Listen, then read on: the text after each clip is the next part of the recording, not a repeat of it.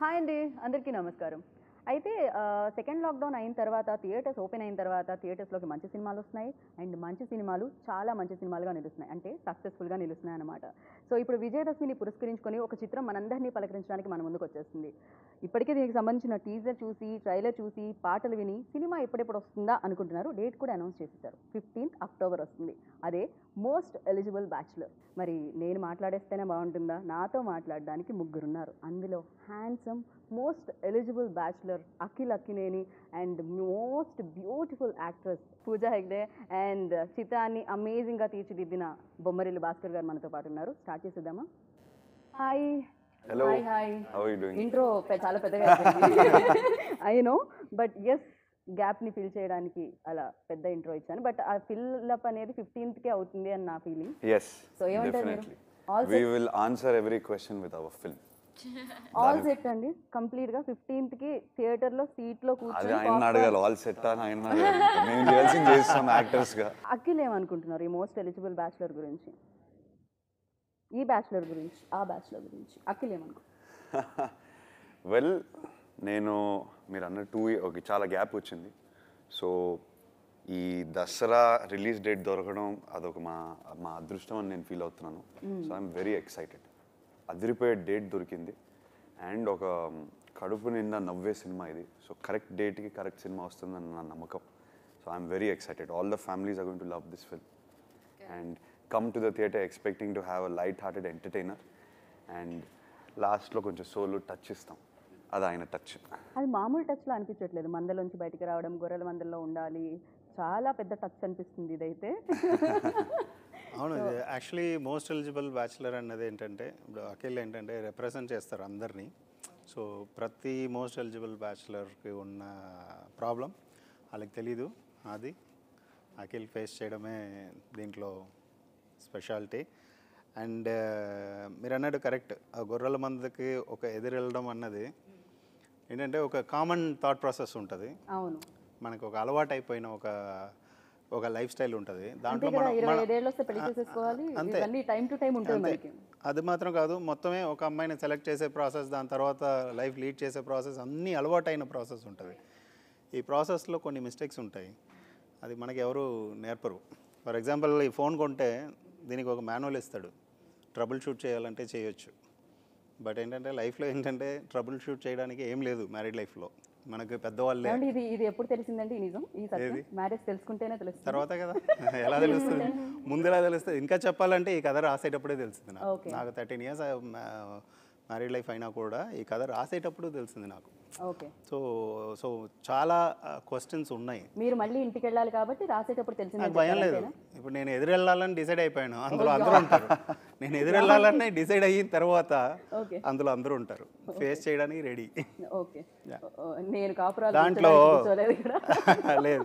ఆ క్వశ్చన్ అది. సీతారామ శాస్త్రి గారు ఒక మాట చెప్పారు, అంటే నువ్వు లోకానికి ఎదురెళ్ళి ఒక క్వశ్చన్ అడుగుతున్నావు, కానీ ఆ క్వశ్చన్లో ఒక ప్రేమ ఉందయ్యా అని అన్నారు. సో అందువల్ల నాకు భయం లేదు. అదే భలే ఉంది, దాంట్లో ఒక ప్రేమ ఉంది, దాంట్లో నువ్వు అడిగే క్వశ్చన్లో ఒక లవ్ ఉంది, లైఫ్ ఇంకా బెటర్గా ఉండాలన్న థాట్ ఉంది. అది చాలా నచ్చింది అన్నారు. అల్టిమేట్ గోల్ అదే కదా, లైఫ్ బెటర్గా ఉంటుంది. కానీ నాకు మెయిన్ నా బుర్రలో ఒక క్వశ్చన్ ఉంది.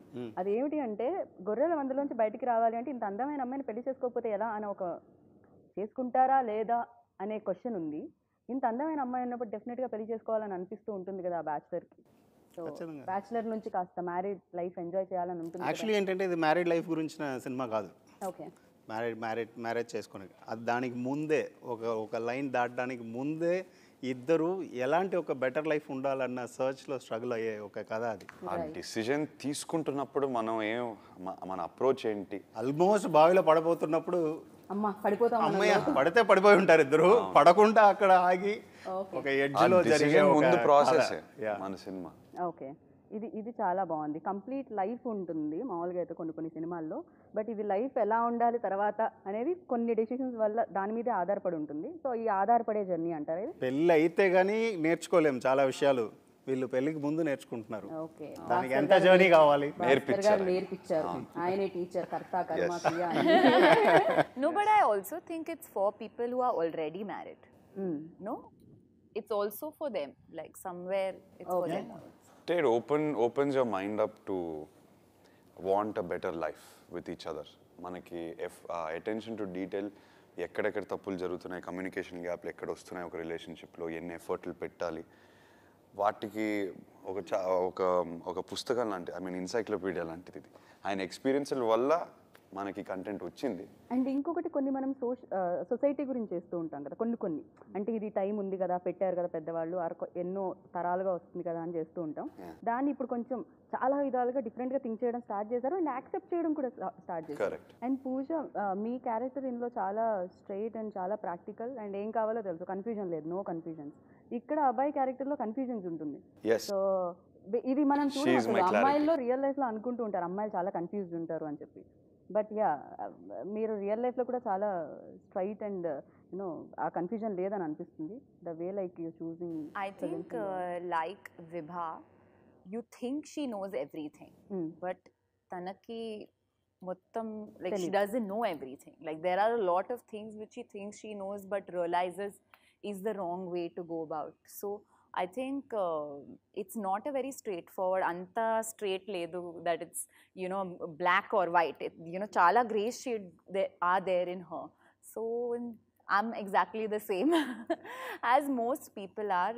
I think what's amazing about the writing is that everybody has great characters and everybody has depth, layers, and that's what's interesting. Right. And ఇందులో మీరు కన్ఫ్యూజన్ కనిపిస్తూ ఉంటుంది, చాలా పెళ్లి చూపులు అటెండ్ అవుతూ ఉంటారు అండ్ ఆ కన్ఫ్యూజన్ పెళ్లి పట్ల కనిపిస్తూ ఉంటుంది. అండ్ రియల్ లైఫ్లో కూడా ఏదైనా విషయంలో కన్ఫ్యూజన్ ఉంటారా? సి, ఐ జెన్యున్లీ ఫీల్ ప్రతి అబ్బాయిలో ఒక హర్ష ఉంటాడు. ఆ జర్నీ ఆఫ్ బాయ్ టు మ్యాన్లో కొంతవరకు సోల్ సర్చింగ్ ఉంటుంది, కొంతవరకు మెచ్యూరింగ్ ఉంటుంది. ఆ ప్రాసెస్లో ప్రతి ఒడికి ఒక హర్ష ఉంటుంది, ఒక హర్ష ఉంటాడు లోపల. ఆ కన్ఫ్యూజన్ స్టేజ్ ఉంటుంది. ఆ స్టేజ్ని దాటి మనం మెచ్యూర్ అయ్యే టైంకి ఈ సెకండ్ హాఫ్లో కనిపించే హర్ష అవుతాడు. అంటే నెగ్లెక్ట్ చేయలేదు ఆ క్యారెక్టర్ ఒక ప్రాబ్లమ్ని. అది ప్రాబ్లమ్ తెలిసేటప్పుడు అది ఫేస్ చేసి దానికి ఒక సొల్యూషన్ ఫైండ్ అవుట్ చేయాలన్న ఒక ఫైట్ ఆ హర్షలో ఉంటుంది. కరెక్ట్. అలా ప్రతి హర్షలో కూడా అది జరగాలన్నది. ఆయన అందంగా చెప్పారు, నేను చెప్పలేకపోయాను. సో కన్ఫ్యూజన్ అని ఎందుకు అడిగానంటే, డెఫినెట్గా చాలా స్క్రిప్ట్స్ వింటూ ఉంటారు అండ్ ఆడియన్స్కి డెఫినెట్గా హిట్ సినిమాని ఇవ్వాలని ఉంటుంది. అండ్ స్క్రిప్ట్స్ విషయంలో కూడా ఏమైనా కన్ఫ్యూజన్స్ ఏమైనా ఉంటాయా? కన్ఫ్యూజ్ అయిన స్క్రిప్ట్ని వదిలేయడం జరుగుతుందా, లేకపోతే దానికి ఒక క్లారిటీ తెచ్చుకొని దానికి కూడా ఏమైనా స్క్రిప్ట్ విషయంలో కన్ఫ్యూజన్ నేను అనను, కానీ దట్ ఈస్ కంప్లీట్లీ డిపెండెంట్ మన క్రియేటివ్ ప్రాసెస్ ఏంటి, మన క్రియేటివ్ డిసిషన్లు ఏంటి, నాకు ఎలాంటి సినిమా చేయాలని ఉంది, నాకు ఎలాంటి సినిమాలు చేయాలని ఉన్నాయి, ఇప్పుడు ఈ మూమెంట్కి నా ఏజ్కి నాకు me as a person what is right for me అనేది that's a very personal decision. దానికి ఒక క్యాల్కులేటెడ్ టెంప్లెట్ కాకుండా మనం క్రియేటివ్ పాత్రలో వెళ్తాం కాబట్టి at that moment what story interest us we pick. Maybe కన్ఫ్యూజన్లో you could be confuse whether I want to do a love story or an action, but you have to go with your instinct, especially when it is a creative process. If you connect to something like this film, maybe నాకు action సినిమాలు చేయడం ఇష్టమేమో, కానీ ఈ cinema కథ విన్నప్పుడు నాకు ఇంకా had to do it. I could not let go. I connected so much with the subject. So I wouldn't consider that confusion. I would consider that as a connection that I made. యాక్టింగ్లో like అంటే role play చేస్తున్నప్పుడు మామూలు పాత్రలు చేస్తూ ఉంటే ఏంటంటే dialogues ఉంటూ ఉంటాయి ఆ పాత్రని లీడ్ చేస్తూ వెళ్ళడానికి ముందుకి. బట్ స్టాండప్ కమెడియన్ రోల్ అనగానే డెఫినెట్గా బోల్డ్ అంత టాపిక్ మీద మాట్లాడాల్సి వస్తుంది. అంటే పక్క వాళ్ళు డైలాగ్ ఇస్తే మన రియాక్షన్ కాకుండా, మన రిప్లై కాకుండా ఇక్కడ మీరే ఒక టాపిక్ చెప్పేయాల్సి వస్తుంది. అండ్ డెఫినెట్గా మీకు తెలుగు బాగొచ్చు, అది తెలిసొచ్చు. ఇవాళ రేపు తెలుగు అమ్మాయి అని ఫిక్స్ అయిపోయారు జనాలు కూడా పూజాని. సో అయితే అంత టాపిక్ మీద మాట్లాడడం అంటే ఎంత టేక్స్ ఉన్నా, ఎంత కట్స్ ఉన్నా కూడా డెఫినెట్గా మీరైతే కంటెంట్ ఎక్కువ ఉంటుందిగా చెప్పాల్సింది. ఎలా మేనేజ్ చేశారు పూజ? Bhaskar sir was there, but you know, like I said, idi film లో స్టాండప్ ఒక tool to tell the story. చాలా time if you go for a standup show ఏమవుతుంది, ఒక 1 hour ఉంది, 1 hourలో కొంచెం బిల్డ్ చేసిన తర్వాత they set the stage and then ఒక joke, there will be a joke and then people will laugh. ఇప్పుడు అది బిల్డప్ టైం లేదు, because we have 5 minutes to show a standup scene.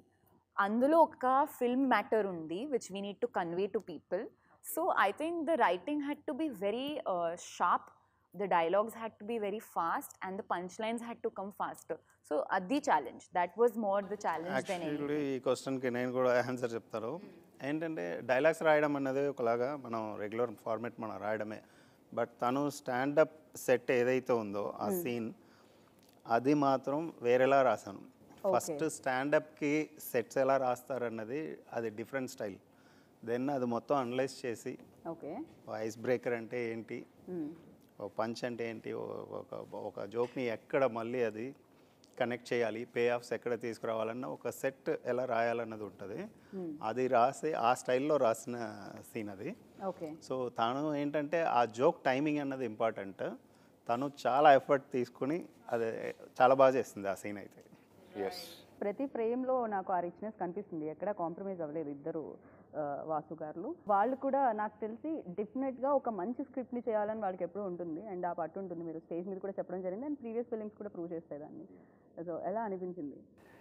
Definitely beginning నుంచి ఒక మంచి cinema తీద్దాము, ఒక comedy cinema కాదు, ఒక లవ్ స్టోరీ కాదు, ఒక ఆల్రౌండెడ్ మంచి ఎక్స్పీరియన్స్ ఇద్దాము. థియేటర్లో వచ్చి నవ్వుతారు, ఒక మంచి లవ్ స్టోరీ చూస్తారు, కానీ దానికి మించి ఒక పాయింట్ని కూడా చెప్తాం. అదే ఈ కథకి బిగ్గెస్ట్ స్ట్రెంగ్త్. దానికి మించి ఒకటి ఉంది. మన beautiful visuals, beautiful romance, nice comedy scenes, entertaining scenes ఇవన్నీ కాకుండా ఒకటి ఇస్తున్నాం. Okay that is the USP of this film, that is the strength of this film I feel. Okay and that all that credit has to go to him.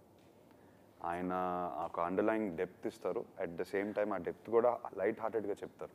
ఎక్కడ డ్రామాటిక్గా కాకుండా, serious అవ్వకుండా ఆ హ్యూమరస్గా light హార్టెడ్గా చెప్తారు కాబట్టి మనం ఈజీగా అందుకుంటాం. ఇద్దరు వాసు గారులలో ఏమన్నా హర్ష ఉన్నారా? పెళ్ళి అయిన వాళ్ళైనా సరే ఎవరిలోనా ఆ క్యారెక్టరైజేషన్ ఉంటుంటుంది. ఓకే ఆ మోస్ట్ ఎలిజిబుల్ బ్యాచులర్ అన్న దాంట్లో నుంచే వచ్చి ఉంటాం. ఎక్కడ ఒకే ఒక లేయర్ మిస్ అవుతుంది. ఎందుకంటే కొన్నేళ్ల తర్వాత అది పెళ్లి లైఫ్ కూడా బోర్ కొట్టేస్తూ ఉంటుంది, అంతేనా? బికాస్ ఆఫ్ బ్యాచులర్ పెళ్ళయ్యేంత వరకు అబ్బాయిలకి పెళ్ళి అయితే బాగుండు అనిపిస్తుంది, పెళ్ళైన తర్వాత బ్యాచులర్గా ఉంటే బాగుండు అని దానికి అనిపిస్తుంది. రీజన్ ఏంటి చెప్పండి? అది నాకేం తెలుసు, మీకు పెళ్ళైందా? లేదు, అందుకనే చెప్పలేదు. ఏం కావాలని తెలియకపోవడం. ఏం కావాలని తెలియదు. పెళ్ళి అన్నది ఏంటి, మ్యారీడ్ లైఫ్ అన్నది ఏంటి, దాంట్లో ఉన్న డైనమిక్స్ అర్థం కాకపోవడం, అదే simple thing. I think they need to watch the movie for this answer. So ఇప్పుడు పెళ్లి చేసుకోవాల్సిన అవసరం లేదు. Me question ki 2.5 no, hours. చేసుకోకూడదు అన్న దానికి ఎందుకు నేను తీస్తాను? కంపల్సరీ చేసుకోండి, కానీ చేసుకుని హ్యాపీగా ఉండండి అన్నది చెప్పాలను. నో వన్ ఇమీడియట్గా మోస్ట్ ఎలిజిబుల్ బ్యాచులర్ అయిపోరు. అదేం ఒక అవార్డు తీసుకుని ట్యాగ్ పెట్టేసుకుని ఆయన మోస్ట్ ఎలిజిబుల్ బ్యాచులర్ కాదు. అది ఓకే సినిమా చెప్పేది కూడా it is an effort, it's a continuous effort. Okay మనం మన సెల్ఫ్స్ని బెటర్ చేసుకోవాలి. We have to be the best version of our self and constantly pay attention to detail. అదొక continuous effort. ఆ మోస్ట్ ఎలిజిబుల్ బ్యాచులర్ అనే journey ఎప్పుడు ఆగదు. Till we die I think will constantly be trying. మనం అందరినీ తయారు చేస్తూ ఉంటాం, సొసైటీలో వస్తూనే ఉంటారు, పోతూనే ఉంటారు. ఓకే కాకపోతే ఏంటంటే ఏం కావాలన్నది తెలుసుకోవాలన్నది ఒక లేయర్ ఏదైతే కావాలనేది ఎలా తెలుస్తుంది అనేది తెలియట్లేదు, అదే ప్రాబ్లం. అదే డైలాగ్ చెప్పొచ్చా?